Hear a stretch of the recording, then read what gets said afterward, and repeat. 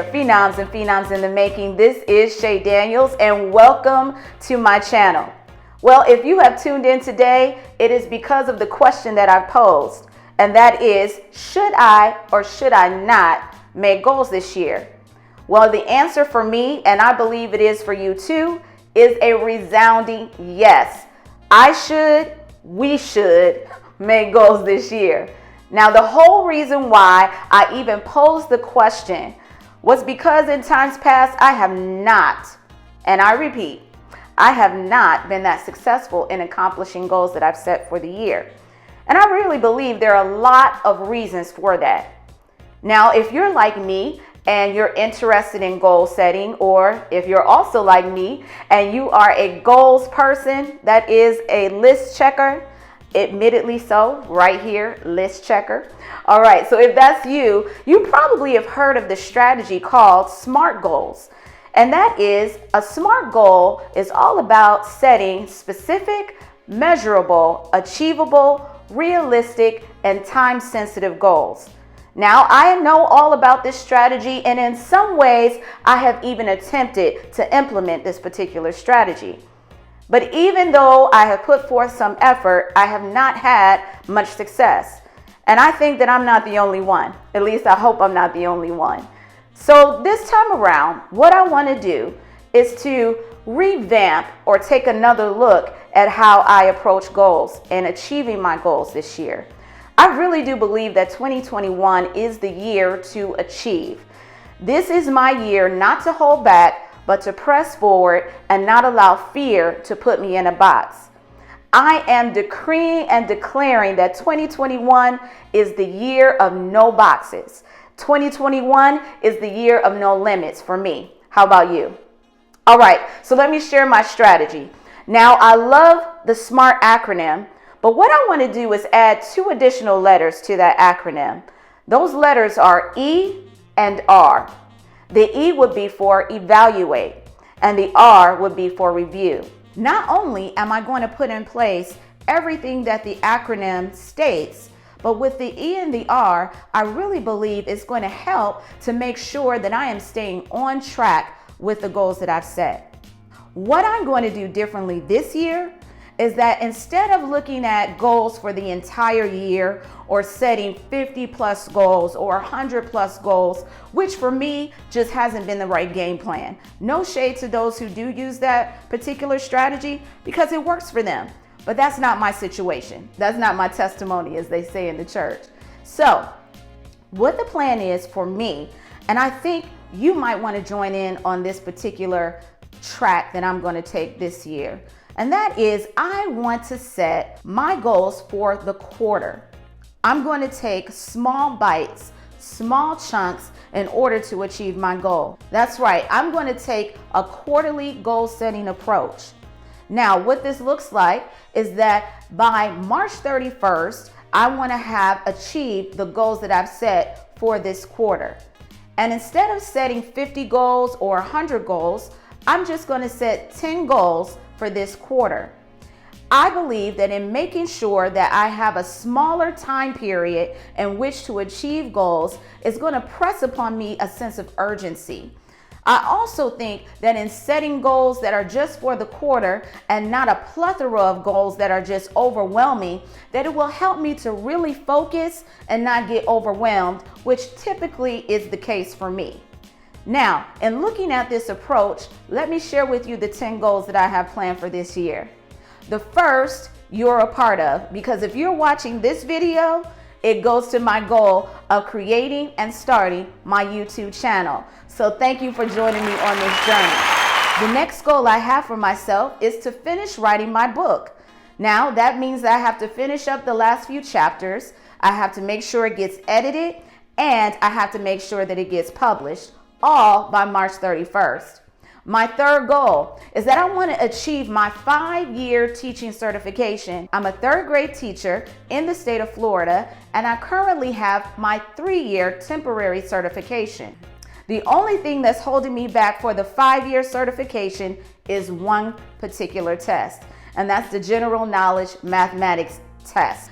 I know for some of you that test was a breeze, and quite honestly, all the other tests I was able to pass the first time around. But this test in particular has been a ringer, humdinger. Understood? It's been over 25 years since I have been in a math class. I'm talking about junior year, senior year of high school. So I have to brush up on all of my pre-calc, algebra, statistics, and probability, which have never been my friend.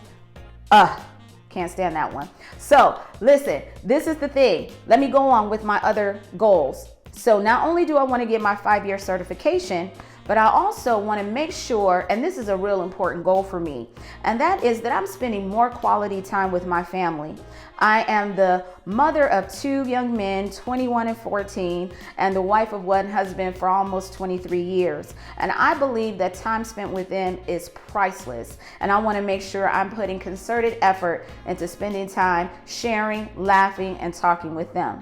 The other goal that I have on my list is that I want to save $500 this quarter.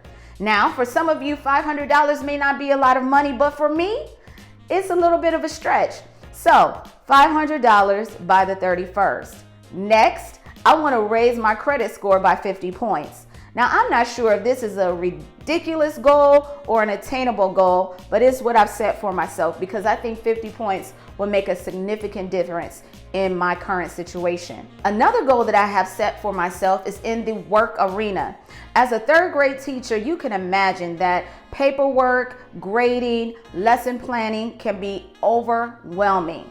Well, my goal for this quarter is that I want to stay 2 weeks ahead of the game. That's right, 2 weeks ahead of the game. Lesson plans in, 2 weeks out, grading up to date. That's the goal in regards to work. The other goal that I have for myself is that I want to make sure that this is the year that I move forward, not just with starting this YouTube channel, but I also want to kick off season 3 of my podcast, In the Car with Shay. It's a podcast dedicated to women where I bring onto the show women that I have encountered in my life that I absolutely believe are phenomenal women. I have them share with us their stories of how they've overcome insurmountable odds and lived to tell the tale. Because I believe there is strength, comfort, and encouragement found in other people's stories. Another goal that I have set for myself is that I want to be consistent when it comes to my YouTube channel, podcasting, and when it comes to work. I want to remain on a consistent schedule. So the plan is every single week to post 1 YouTube video and 1 podcast episode. And I've already shared with you what the plan is for work. My last goal, and one that is definitely important to me, is that of making it, are you ready? Making it to Wonderland. Now, if you have never been on a weight loss journey, you might not know what Wonderland is, but Wonderland is finally making it to the 100s on the scale. Right now, I'm over 200 pounds, and that's not a healthy weight for me, and it's not a weight where I feel that I'm working at my best. So the goal by the 31st of March is getting to under 200 pounds. Now, to provide full transparency, as of yesterday when I weighed myself, I was 217. Yeah, I shared it. I was 217 pounds. That means that I need to lose at least 18 pounds by the 31st of March.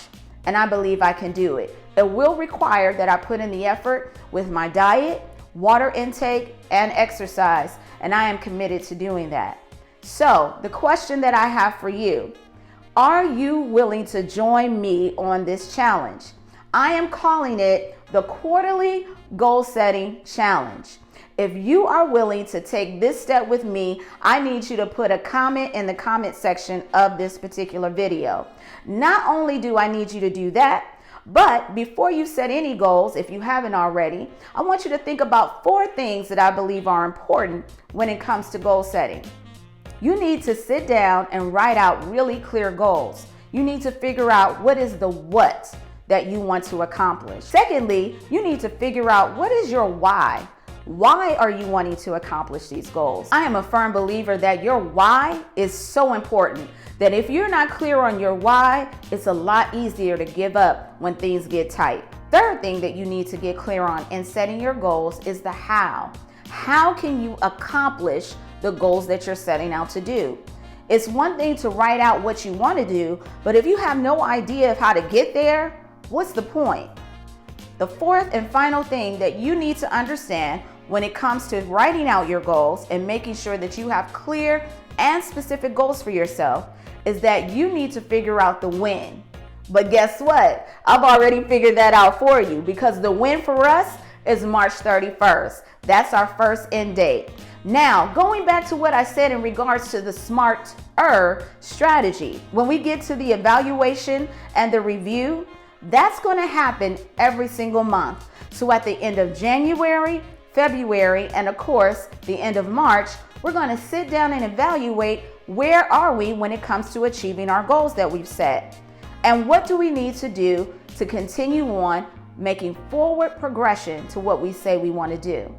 So that's the challenge. If you are with me, I need you to comment in the section below. Let me know that you are going to join this quarterly challenge with me. Make sure that you also let me know what a couple of those goals are that you have set for this quarter, because I am a firm believer that we can do all things through Christ who strengthens us. I want to pray for you and I want to pray with you. And I know that we can make 2021 boxless. We can make 2021 without any limits. So, are you ready? Let's go.